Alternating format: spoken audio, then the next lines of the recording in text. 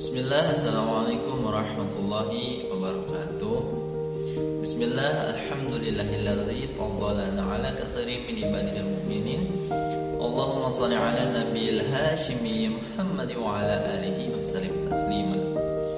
Perkenalkan, nama saya Acep Deden Farizal Tasman, Prodi Komunikasi Penyiaran Islam semester 4 di kampus Universitas Saifullah Mansur Sirnarasa PPKN 3. Yang pertama yang saya hormati dosen pengampu Ibu Hilma Nurulina Fitriani MSOS selaku dosen mata kuliah jurnalisme dakwah. Semoga beliau dipanjangkan umurnya serta bermanfaat, selalu sehat dan sehat selalu, berkah semuanya segalanya selamanya, amin ya Allah rabbal alamin. Selanjutnya, maksud dari saya membuat video ini ialah untuk memenuhi ujian tengah semester dari mata kuliah jurnalisme dakwah yang diampu oleh Ibu Hilma Nurulina Fitriani MSOS. Beliau memberikan tugas yang tugasnya ialah menyampaikan atau memberitahu 7 perintah dan 4 larangan jurnalis. Apa sih 7 perintah dan 4 larangan bagi jurnalis? Yang menjadi menarik ini bersumber dari ayat Al-Quran. Mari kita langsung saja, apa saja ayat Al-Quran yang memerintahkan jurnalis dan melarang jurnalis. Yang pertama, menerangkan bahwa pekerjaan kita semuanya akan diperhatikan oleh Allah, Rasul, dan orang mukmin. Tercantum dalam Quran surat At-Taubah ayat 105 yang berbunyi, Bismillahirrahmanirrahim. Wa qul i'malu fasarallahu 'amalakum wa rasuluhu wal mu'minun wa saturadduna ila 'alimil ghaibi wasyahadati fayunabbi'ukum bima kuntum ta'malun.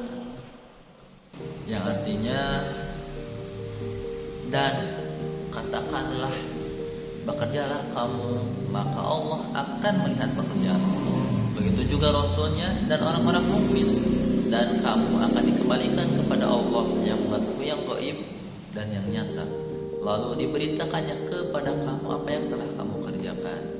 Quran surat At-Taubah ayat 105. Lalu yang kedua ialah tentang menyiarkan berita. Tercantum dalam Quran surat An-Nisa ayat 83 yang berbunyi, A'udzu billahi minasyaitonir rajim. Bismillahirrahmanirrahim. Wa idza ja'ahum amrun minal amni awil khawfi adha'u bihi walau radduhu ila الرسول وإلى أولي الأمر منهم لعلمه الذي يستنبطونه منهم ولولا فضل الله عليكم ورحمته لتبعتم الشيطان إلا قليلا. Dan yang artinya di dalam Quran surat An-Nisa ayat 83 ini ialah, dan apabila sampai kepada mereka suatu berita tentang keamanan ataupun ketakutan, mereka langsung menyiarkannya. Padahal apabila mereka menyerahkannya kepada Rasul dan ulil amri di antara mereka, tentulah orang-orang yang ingin mengetahui kebenarannya akan dapat mengetahuinya secara resmi dari mereka, Rasul dan ulil amri.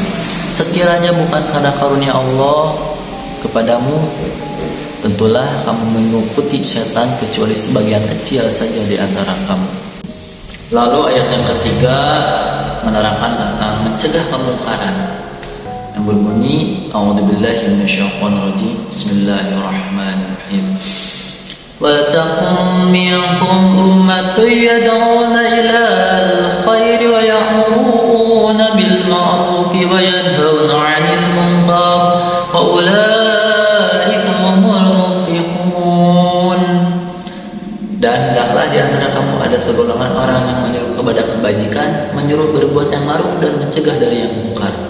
Dan mereka itulah orang-orang yang beruntung. Quran Surat Al-Imran ayat 104. Lalu ayat yang keempat menjelaskan tentang mesti memeriksa kebenaran dalam berita.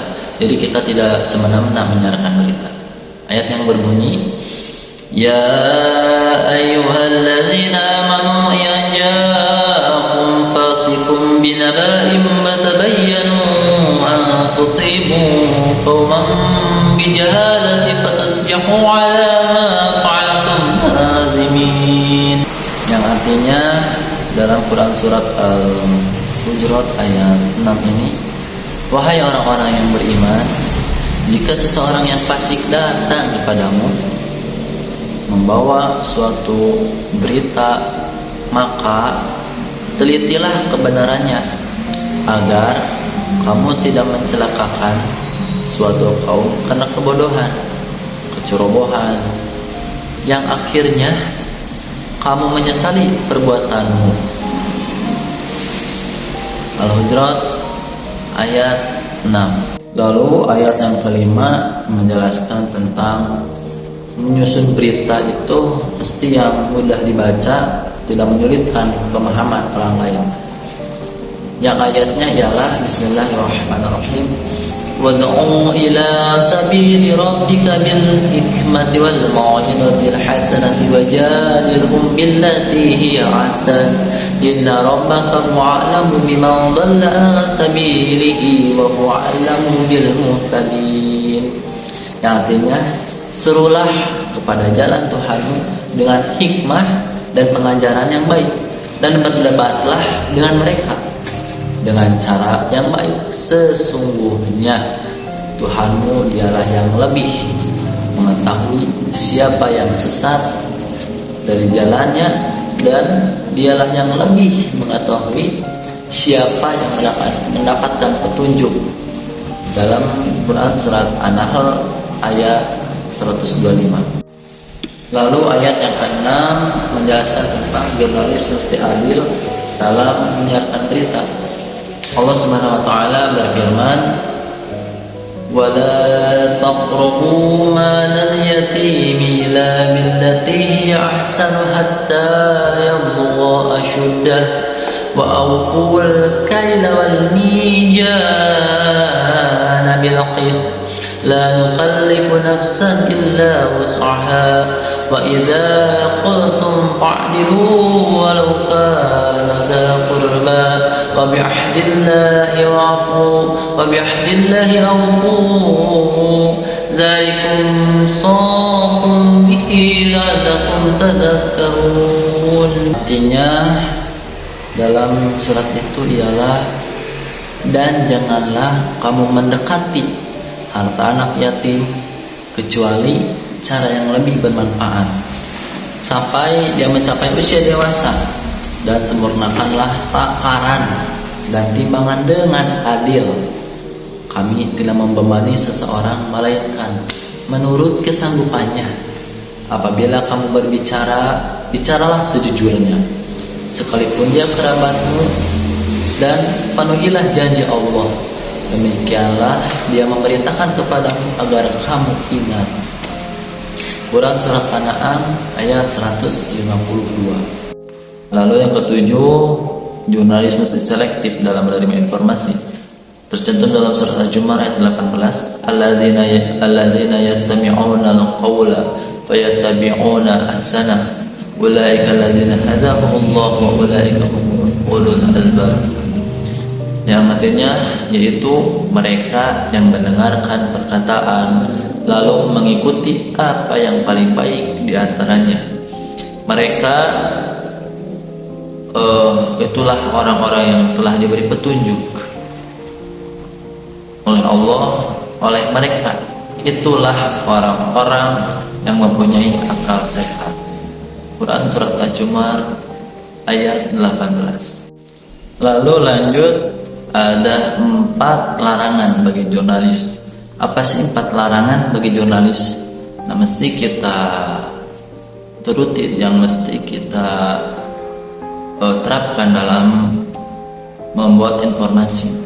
Yang pertama tercantum dalam Quran surat An-Nur, dilarang menyebarkan berita bohong yang berbunyi Bismillahirrahmanirrahim. Innal ladzina yuhibbuna an tushi'al fahisatu fil ladzina amanu lahum adzabun alimun fid dunya wal akhirah. Wallahu ya'lamu wa antum la ta'lamun.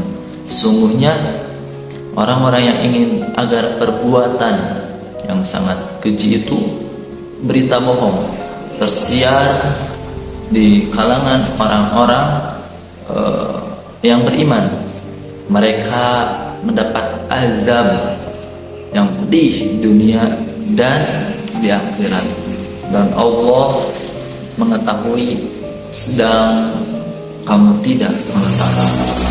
Dan surat An-Nur ayat 19. Lalu yang kedua, dilarang menyebarkan berita bohong. Tidak boleh kita menyebarkan berita bohong. Dalam Quran surat Al-Hajj, Allah Subhanahu wa taala berfirman, "Dzalika wa may yu'azzim hurumatillah fahuwa khairul lahu inda rabbih.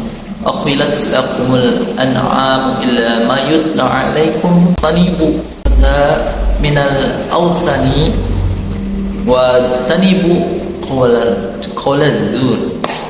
Demikianlah perintah Allah, dan barang siapa mengagungkan apa yang terhormat di sisi Allah, maka itu lebih baik baginya di sisi Tuhannya, dan dihalalkan bagi kamu semua hewan ternak kecuali yang diterangkan kepadamu keharamannya, maka jauhilah penyembahan berhala yang najis itu, dan jauhilah perkataan dusta, dan jauhilah perkataan dusta. Al-Hajj ayat 30. Lalu yang selanjutnya, dilarang menyebarkan berita keji, berita bohong. Tercantum dalam Quran surat An-Nur ayat 12 yang berbunyi Bismillahirrahmanirrahim. Laula sami'tumuhu dhannal mu'minuna wal mu'minatu bi anfusihim khairan wa qalu hadza ifkum mubin.